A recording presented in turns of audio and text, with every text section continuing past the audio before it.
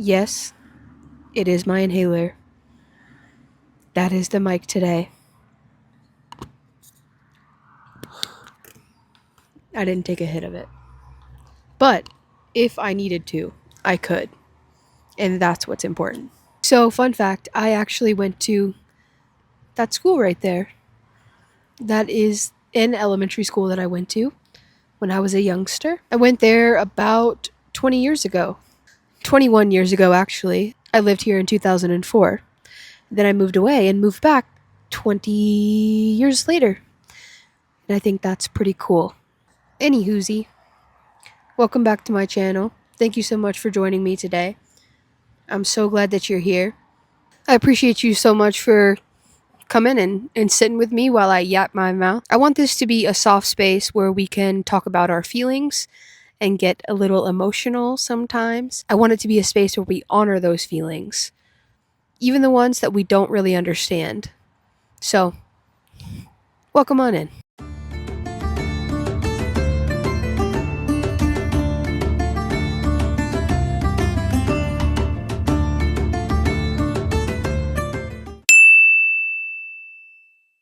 My question for today is, what if you didn't have to solve your feelings to honor them? Today we're going to explore that question together.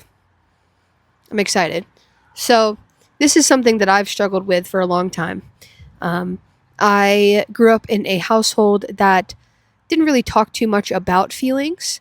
When things were going on, we didn't really talk too much about it. I know that my family is watching this video, so I don't want to go too much into it, but I definitely grew up in an avoidant household. We didn't really talk about emotions or feelings, and that's okay. I mean, it's not okay for development, but I still love my family very much, and I've gotten to work through it in therapy. I've had the chance to work through all of that in therapy, but I grew up in an avoidant household. Feelings weren't necessarily villainized, however, they weren't necessarily thought of or expressed unless it was an extreme.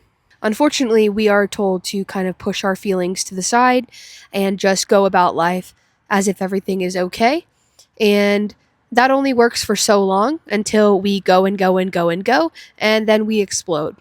And unfortunately, that is usually my response to my feelings. I will push them down until they come out in a way that I don't prefer them to come out. Unfortunately, our society views feelings as something that just needs to go away because we need to be productive and we need to be positive. Especially if you grew up in a Christian household, this false sense of positivity is a big thing that is pushed in that culture. God's got everything, so everything is going to be okay. You don't need to be anxious because God says don't be anxious. You don't need to fear because God says do not fear. And unfortunately, that leads to a suppression of emotions. And that's something that I've had to unlearn in my adulthood. Even if you didn't grow up in a Christian household, there are societal pressures to push feelings aside or immediately fix them because you need to be a productive human.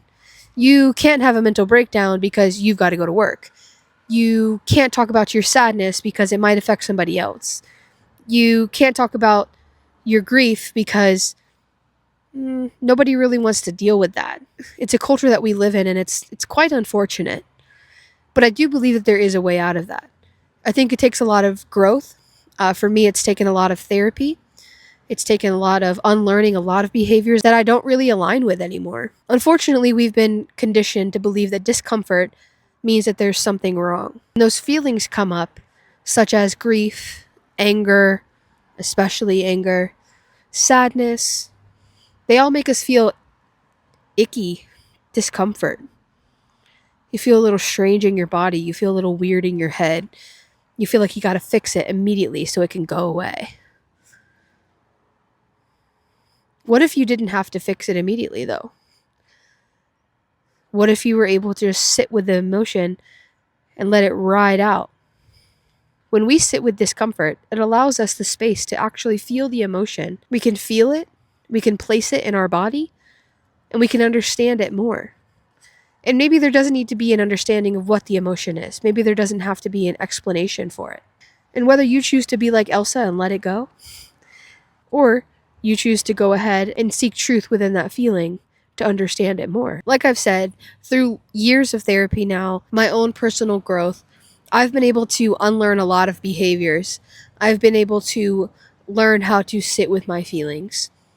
And this is something relatively new to my life. I don't feel like I have been good at this for very long, and not too sure if I'm even good at it now, especially when it comes to the feeling of anxiety.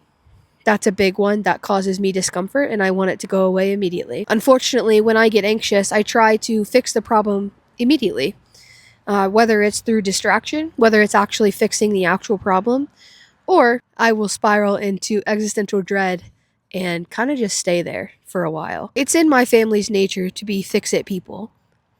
I was raised by my grandparents, and they are definitely fix-it people. They have taught me all of my life that if there's a problem, they can fix it. They have fixed almost all of my family members' problems. My grandparents have always been the fix-it people. I know that if I call them, they'll fix whatever issue I'm going through, or they'll attempt to at the best of their ability. They may not be able to fix my emotions, but they can help me alleviate anxiety by helping me out, or whatever it is. Because I grew up in a fix-it household, I am a fixer, and that comes with its perks. And there is beauty in being a fix-it person.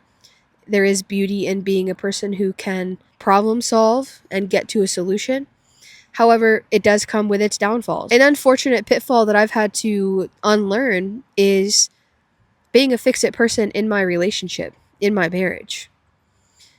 Because unfortunately, when my wife brings her feelings to me, I will jump to fix them. I will try to alleviate whatever the thing is that is causing her stress. That's not always what she wants. And most of the time, it's not what she wants. She just wants somebody to listen to her. She just wants somebody to be there for her. She doesn't need me to jump into fix-it mode. I don't have to be fix-it Krista that day.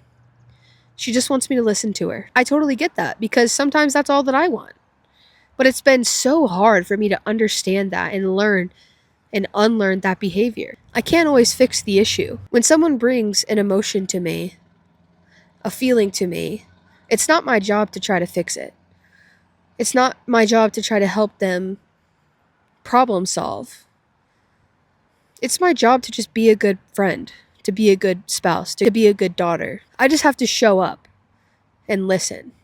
I don't have to fix it, and you don't have to fix it. When you feel an emotion, it's not your job to fix it. It's not your job to problem solve. See, emotions are meant to be felt, and they're meant to move through your body. They're not meant to be fixed. Any emotion that you're experiencing is valid. Even if your emotion is delusion, even if your emotion is sadness, if your emotion's anger. I've had to unlearn that anger is a bad thing. Anger isn't necessarily bad. It's what you do with the anger that can cause problems. So for me, I struggle really bad with holding in my emotions to a point where I blow up. And when I blow up, my anger pops out.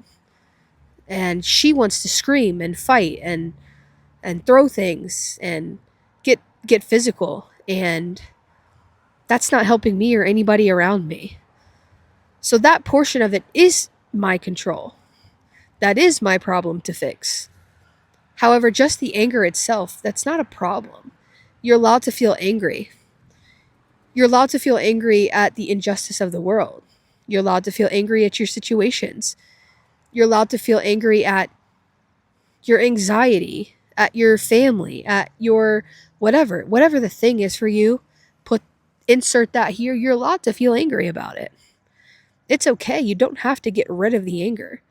And honestly, the quicker that you realize that you can feel that emotion and let it pass through you like a wave, the sooner and easier it'll go away. Any kind of emotion that you have is the same. If you try to prolong grief and hold it off, like, it's not going to go away. It isn't.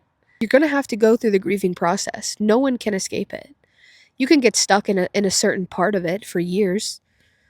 And if that's what you want to do, sure, go ahead.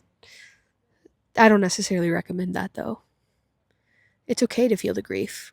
It's okay to go through the stages at your own pace. So what do I mean when I say that you can sit with your feelings?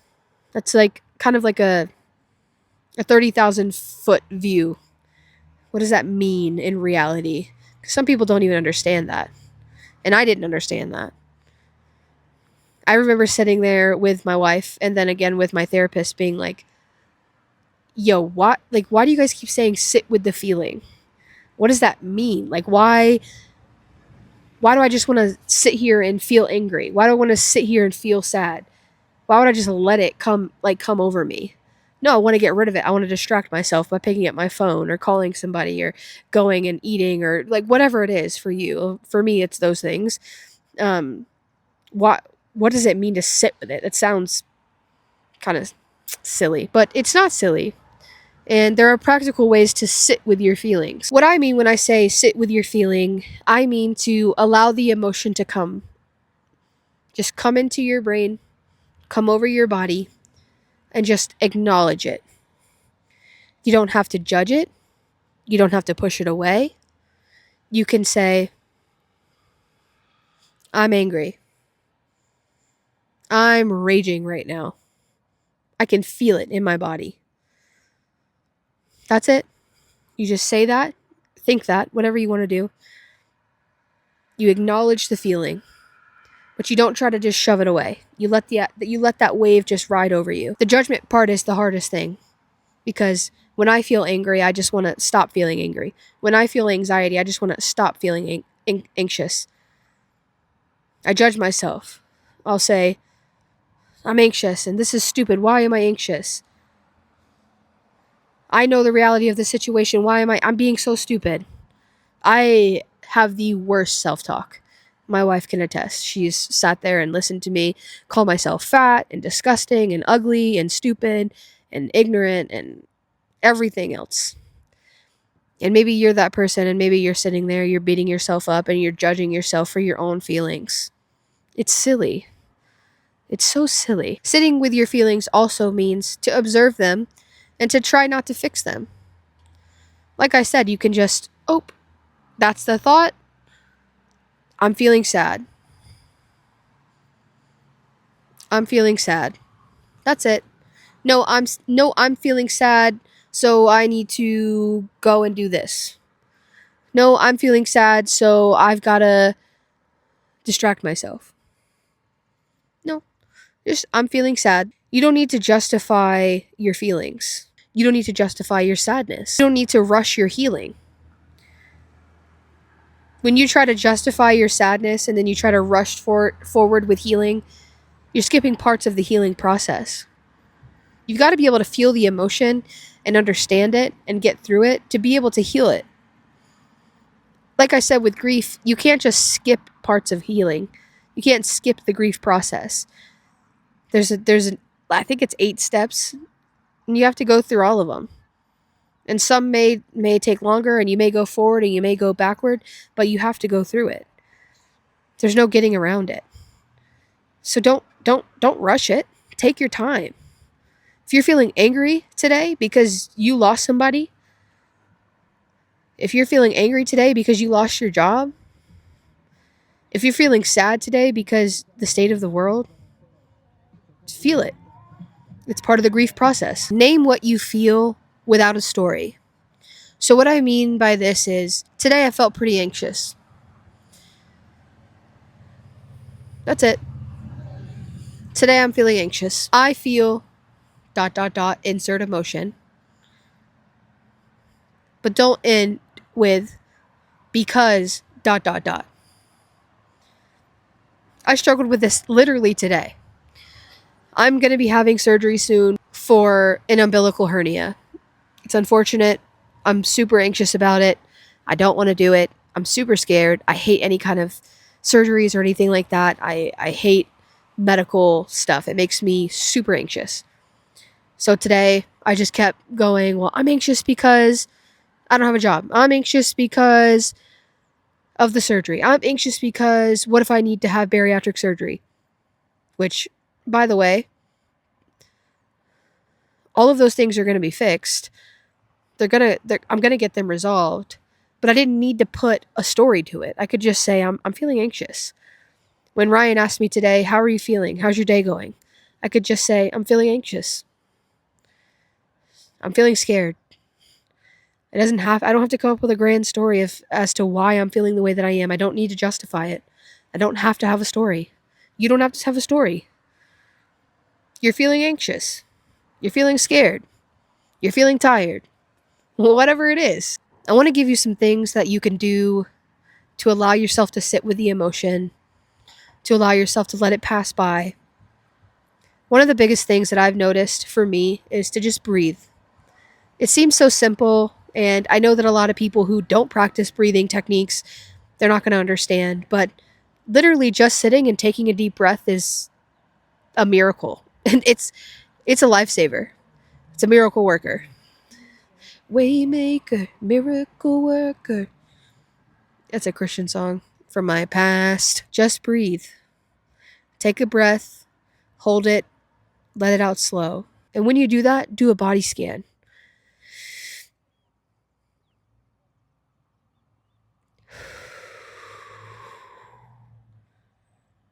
Where do you feel your emotion? Do you feel it tight in your stomach? Do you feel it in your chest? Do you feel it in your back? Do you feel it in your feet? In your head? Where do you feel your emotion? Because I know that sounds wild, but trust me, your emotion is stored somewhere in your body. It's like scientifically proven. So feel it. When you take that breath, where does that feeling? For me, like my anxiety, it's in my chest and my stomach. My stomach be bubbling when I'm anxious. What is it for you? Feel it. Notice it.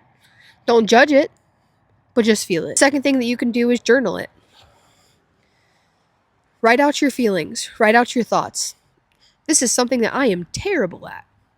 I am terrible at it. I suck at journaling. I think it's because when I was a Christian, I would write a lot.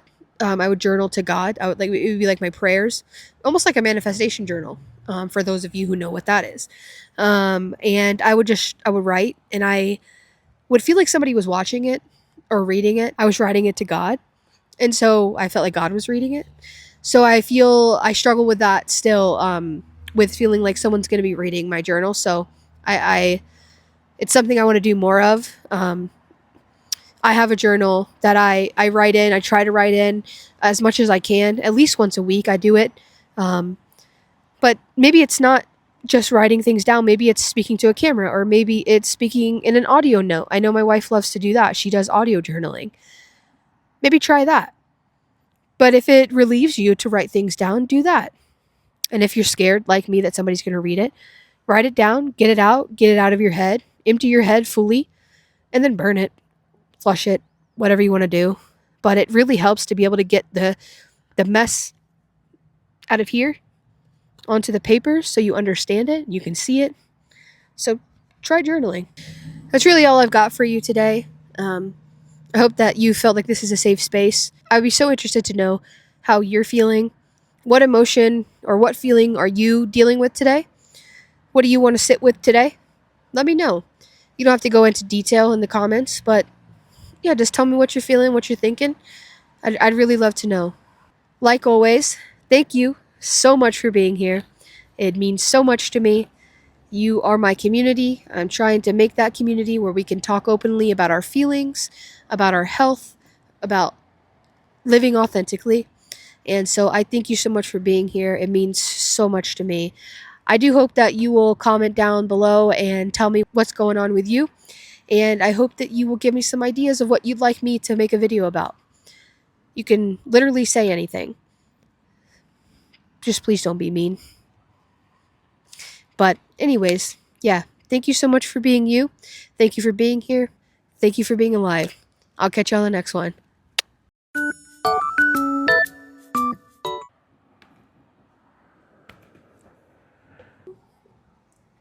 I really don't mind. It's not a thing.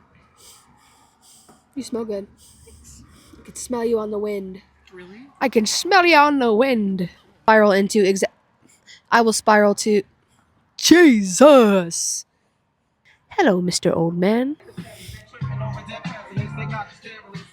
He said tripping over dead presidents.